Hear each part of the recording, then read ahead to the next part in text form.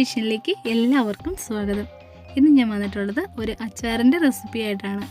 നമ്മളുടെ ചിക്കൻ വെച്ച് ചെയ്യാൻ പറ്റുന്ന ഒരു നല്ല അടിപൊളി അച്ചാറാണിത്. എല്ലാവരും ഇങ്ങനെ ഒന്ന് ട്രൈ ചെയ്ത് നോക്കണേ. ദീർഘകാലം കേടുകൂടാതെയും ഇരിക്കും. അപ്പോൾ അതിൻ്റെ റെസിപ്പി എങ്ങനെയാണെന്ന് നോക്കിയാലോ. വീഡിയോ ഇഷ്ടമായിട്ടുണ്ടെങ്കിൽ ലൈക്ക് ചെയ്യുവാനും ചാനലൊന്ന് സബ്സ്ക്രൈബ് ചെയ്യുവാനും തുടർന്നും വന്ന് വീഡിയോസൊക്കെ കാണുവാനും എല്ലാവരും ശ്രദ്ധിക്കുമല്ലോ. അപ്പോൾ നമുക്ക് വീഡിയോയിലേക്ക് പോകാം. ഈ അച്ചാർ ഉണ്ടാക്കാനായിട്ട് ഞാനിവിടെ എടുത്തിരിക്കുന്നത് നല്ല എല്ലൊന്നുമില്ലാത്ത ചിക്കൻ കഷ്ണങ്ങൾ വേണം ഇതിലേക്ക് റെഡിയാക്കി എടുക്കാനായിട്ട്. ആ എല്ലില്ലാത്ത ചിക്കൻ കഷ്ണങ്ങൾ നമുക്ക് ഇങ്ങനെ ഒന്ന് വീതി കുറച്ച് നല്ല തിന്നായിട്ടൊന്ന് അരിഞ്ഞെടുക്കാം. ഹസ്ബൻഡാണ് എന്നെ സഹായിക്കുന്നത്, നന്നായിട്ട് കട്ട് ചെയ്ത് തന്നു. അപ്പം നല്ല ചെറിയ ചെറിയ പീസസായിട്ട് നമുക്കിത് മുറിച്ച് മാറ്റാം. ഓരോരുത്തരുടെ ഇഷ്ടത്തിനനുസരിച്ച് കട്ട് ചെയ്തെടുക്കാം. ഞാൻ ഇങ്ങനെയാണ് കട്ട് ചെയ്തെടുത്തിട്ടുള്ളത്. കുറച്ചും കൂടി വേഗത്തിൽ ഉപ്പും എരിവും ഒക്കെ പിടിക്കാൻ വേണ്ടിയിട്ട് ഇങ്ങനെ ചെയ്തപ്പോൾ നല്ല ടേസ്റ്റായിരുന്നു. അപ്പോൾ നമ്മൾ വീതി കുറച്ച് ഇനി നമുക്ക് നീളത്തിൽ ഇങ്ങനെ അരിഞ്ഞെടുക്കാം. അങ്ങനെ നമ്മുടെ ചിക്കൻ കഷ്ണങ്ങളെല്ലാം നമുക്കിങ്ങനെ തന്നെ അരിഞ്ഞു മാറ്റാം. നമ്മുടെ ചിക്കൻ കഷ്ണങ്ങളെല്ലാം ഇവിടെ റെഡി ആയിട്ടുണ്ട്. ഇനി നമുക്കതിലേക്ക് എന്തൊക്കെയാണ് ആവശ്യമുള്ള പൊടികളെന്ന് നോക്കാം. അതിലേക്ക് ഞാനിവിടെ എടുത്തിരിക്കുന്നത് 1/2 കിലോയോളം ചിക്കനെ എടുത്തിട്ടുള്ളൂ. നമുക്കിഷ്ടമുള്ള ക്വാണ്ടിറ്റിയിൽ ഉണ്ടാക്കാം. ഞാനിവിടെ 1/2 കിലോയാണ് എടുത്തിരിക്കുന്നത്. അത് കണ്ടോ, ഇങ്ങനെ നീളത്തിലാണ് അരിഞ്ഞ് റെഡിയാക്കിയിരിക്കുന്നത്. ഇനി അതിലേക്ക് 1/2 ടീസ്പൂൺ ഉപ്പിട്ട് കൊടുക്കാം. പിന്നെ എടുത്തിരിക്കുന്നത് 1 ടീസ്പൂൺ മഞ്ഞൾപ്പൊടിയാണ്. മഞ്ഞൾപ്പൊടിയുടെ കൂടെ തന്നെ നമുക്ക് ഇനി 1 ടേബിൾ സ്പൂൺ മുളക് പൊടിയും കൂടി ചേർത്ത് കൊടുക്കാം. മുളക് പൊടിയൊക്കെ ഓരോരുത്തരുടെ ഇഷ്ടത്തിനനുസരിച്ച് എരിവ് കൂട്ടുകയും കുറയ്ക്കുകയും ചെയ്യാം. ഞാനിവിടെ 1 ടേബിൾ സ്പൂൺ എടുത്തിട്ടുണ്ട്. ഇനി നമുക്ക് നന്നായിട്ട് ഇതൊന്ന് മിക്സ് ചെയ്ത് കൊടുക്കാം. മഞ്ഞൾപ്പൊടിയും മുളക് പൊടിയും ഉപ്പും കൂടി നന്നായിട്ട് യോജിപ്പിക്കാം. അതിനുശേഷം നമുക്കിതൊന്ന് ഒരു ബൗളിലേക്ക് മാറ്റി കൊടുക്കാം. ഏകദേശം 2 മണിക്കൂറോളം ഇങ്ങനെ വെക്കണം. എന്നാൽ മാത്രമേ നന്നായിട്ട് ചിക്കനിൽ എല്ലാ വശങ്ങളിലും നന്നായിട്ട് ഉപ്പും മുളകും ഒക്കെ പിടിക്കത്തുള്ളൂ. അപ്പോൾ ഞാനിവിടെ ഒരു ബൗളിലേക്ക് ആക്കി വെച്ച് കൊടുക്കുന്നുണ്ട്. നമുക്ക് ഇതൊന്ന് അടച്ച് സൂക്ഷിക്കാം. 2 മണിക്കൂറിന് ശേഷം നമുക്ക് നോക്കാം. ആ സമയം കൊണ്ട് നമുക്ക് നമ്മളുടെ ഇഞ്ചിയും വെളുത്തുള്ളിയും കൂടെ ഒന്ന് അരിഞ്ഞെടുക്കാം. അതിലേക്ക് ഞാനിവിടെ 2 തുടം വെളുത്തുള്ളി എടുത്തിട്ടുണ്ട്. പിന്നെ എടുത്തിരിക്കുന്നത് വലിയ 2 കഷ്ണം ഇഞ്ചി എടുത്തിട്ടുണ്ട്.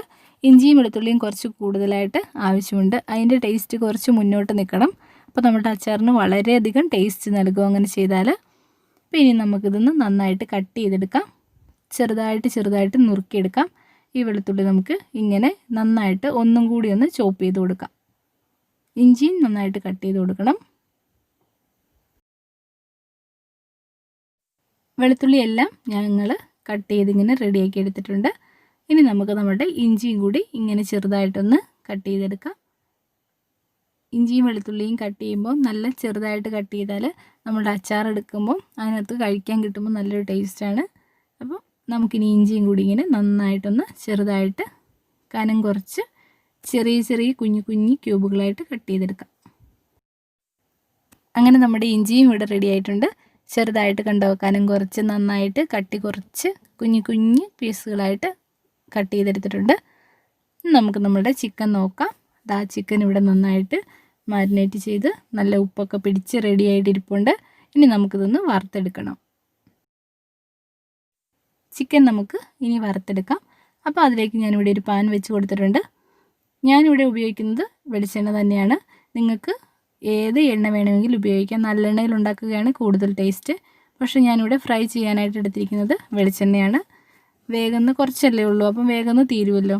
അപ്പോൾ കൂടുതൽ ക്വാണ്ടിറ്റി ഉണ്ടാക്കുകയാണെങ്കിൽ നല്ലെണ്ണയിൽ തന്നെ ഉണ്ടാക്കുക. വെളിച്ചെണ്ണ ഇവിടെ നന്നായിട്ട് ചൂടായി വന്നിട്ടുണ്ട്. ഇനി നമുക്ക് നമ്മളുടെ ചിക്കൻ വറുത്ത് കോരാം. നന്നായിട്ട് ചൂടായതിന് ശേഷം മാത്രം ഇട്ട് കൊടുക്കാൻ പാടുള്ളൂ. എണ്ണ നന്നായിട്ട് ചൂടാവണം. ഇനി നമുക്കിതൊന്ന് വറുത്ത് കോരാം. നന്നായിട്ടങ്ങ് ഫ്രൈ ആയി പോകരുത്, ഒന്ന് ചെറുതായിട്ടൊന്ന് വറുത്തെടുക്കാം. അപ്പം ചിക്കനെല്ലാം ഞാനിവിടെ ഇട്ട് കൊടുത്തിട്ടുണ്ട്. ഇനി നമുക്കൊന്ന് വറുത്തെടുക്കാം.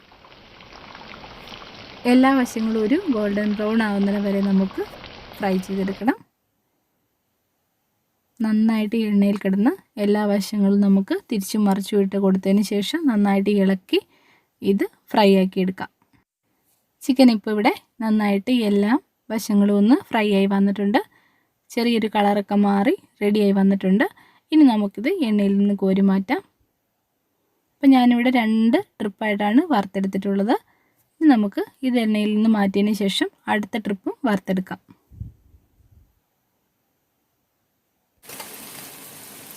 അപ്പോൾ നമ്മുടെ ചിക്കൻ എല്ലാം ഇവിടെ നല്ല റെഡിയായിട്ട് വറുത്ത് ഞാനിവിടെ റെഡിയാക്കി കോരി മാറ്റിയിട്ടുണ്ട്.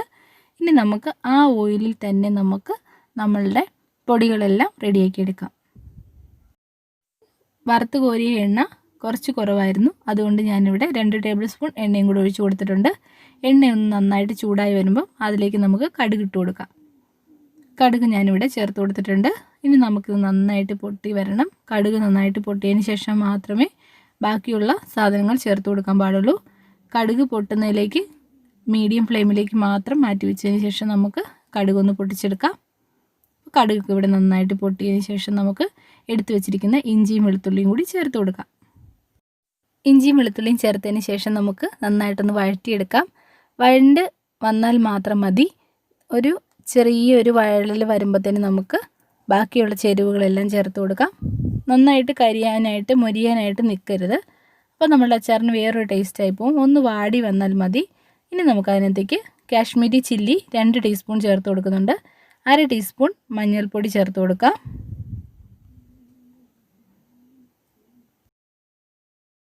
ഇനി നമുക്ക് കായപ്പൊടി ചേർത്ത് കൊടുക്കാം. അപ്പോൾ അതിലേക്ക് ഞാനിവിടെ 1 ടീസ്പൂൺ കായപ്പൊടി ചേർത്ത് കൊടുക്കുന്നുണ്ട്. കായത്തിൻ്റെ ടേസ്റ്റൊക്കെ നല്ല ഒരു ഫ്ലേവറൊക്കെ തരും നമ്മളുടെ അച്ചാറിന്. ഇനി നമുക്കിത് നന്നായിട്ടൊന്ന് മിക്സ് ചെയ്തെടുക്കാം. ലോ ഫ്ലെയിമിൽ വെച്ചതിന് ശേഷം മാത്രമേ ഇങ്ങനെയൊക്കെ ചെയ്യാൻ പാടുള്ളൂ. അപ്പം നമ്മുടെ അച്ചാറിൻ്റെ അരപ്പ് ഇവിടെ റെഡി ആയിട്ടുണ്ട്. ഇതിലേക്ക് ഞാനിനി ചേർക്കുന്നത് ആപ്പിൾ സൈഡർ വിനീഗറാണ്. ഞാനിവിടെ എടുത്തിരിക്കുന്നത് ആപ്പിൾ സൈഡർ വിനീഗറാണ്. നിങ്ങൾക്ക് വേണമെങ്കിൽ സിന്തറ്റിക് വിനീഗറും ചേർത്ത് കൊടുക്കാം. ഒരു 1/2 കപ്പ് വിനീഗർ നമുക്ക് ഇതിനകത്തേക്ക് ഒഴിച്ചു കൊടുക്കാം. ഈ വിനീഗർ ഒഴിച്ചു കൊടുത്തതിന് ശേഷം നമുക്കിത് നന്നായിട്ടൊന്ന് ഇളക്കി യോജിപ്പിച്ച് ആ വിനീഗറിൻ്റെ ആ ഒരു കുത്തൽ മണമൊക്കെ മാറുന്നിടം വരെ നന്നായിട്ടൊന്ന് യോജിപ്പിച്ച് കൊടുക്കാം. അതിന് ശേഷം നമുക്ക് റെഡിയാക്കി വെച്ചിരിക്കുന്ന ചിക്കൻ കഷ്ണങ്ങൾ ഇതിനകത്തേക്ക് ചേർത്ത് കൊടുക്കാം. അപ്പം ഞാനിവിടെ ചിക്കൻ കഷ്ണങ്ങളെല്ലാം ചേർത്ത് കൊടുത്തിട്ടുണ്ട്. ഇനി നമുക്ക് നന്നായിട്ട് ഇളക്കി ഒന്ന് യോജിപ്പിക്കാം. ഇനി ഇതിലേക്ക് ഞാനിവിടെ ഗ്രേവിക്ക് വേണ്ടി ചേർത്ത് കൊടുക്കുന്നത് ഒരു 150 ml വെള്ളമാണ്. അപ്പോൾ അത് നന്നായിട്ട് തിളപ്പിച്ച് ആറിയതിന് ശേഷം ഉപയോഗിച്ച് കൊടുത്താൽ മതിയാവും. അത് ഞാനിവിടെ ഒഴിച്ചു കൊടുക്കുന്നുണ്ട്. അപ്പോൾ നമുക്ക് നമ്മളുടെ അച്ചാറിന് ആവശ്യമായ ഗ്രേവി ഇവിടെ റെഡി ആയിട്ടുണ്ട്. ഇനി ഉപ്പും നന്നായിട്ട് എരിവും ഒക്കെ പാകമാണോ എന്ന് നോക്കുക. അതിനുശേഷം നമുക്ക് ഒരു 10 മിനിറ്റും കൂടി ഒന്ന് മീഡിയം ഫ്ലെയിമിലേക്ക് മാറ്റിയതിന് ശേഷം അച്ചാർ നമുക്ക് റെഡിയാക്കി എടുക്കാം. ഞാനിവിടെ കുറച്ച് ഉപ്പും കൂടി ചേർത്ത് കൊടുത്തിട്ടുണ്ട്. എനിക്ക് കുറച്ച് ഉപ്പിൻ്റെ ആവശ്യം വന്നിട്ടുണ്ട്.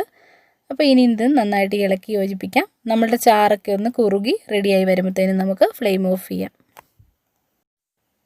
അപ്പം എന്താ നമ്മുടെ ചിക്കൻ അച്ചാർ ഇവിടെ നല്ല റെഡി ആയിട്ട് വന്നിട്ടുണ്ട്. ചാറൊക്കെ കുറുകി നല്ല ടേസ്റ്റി ആയിട്ടുള്ള ഹെൽത്തി ആയിട്ടുള്ള അച്ചാർ നമുക്കിങ്ങനെ റെഡിയാക്കി എടുക്കാൻ പറ്റും. ദീർഘകാലം കേടുകൂടാതെ ഇരിക്കും. അപ്പോൾ നിങ്ങളെല്ലാവരും ഇന്നത്തെ വീഡിയോ ഇഷ്ടമായിട്ടുണ്ടെങ്കിൽ ലൈക്ക് ചെയ്യാനും സബ്സ്ക്രൈബ് ചെയ്യാനും മറന്നു പോകരുത്. സബ്സ്ക്രൈബ് ചെയ്തവർ തുടർന്നും വീഡിയോസ് കണ്ട് സപ്പോർട്ട് ചെയ്യണം. അപ്പം ഇനി മറ്റൊരു നല്ല വീഡിയോയുമായിട്ട് വരാം. അതുവരെ നന്ദി. Thank you for watching.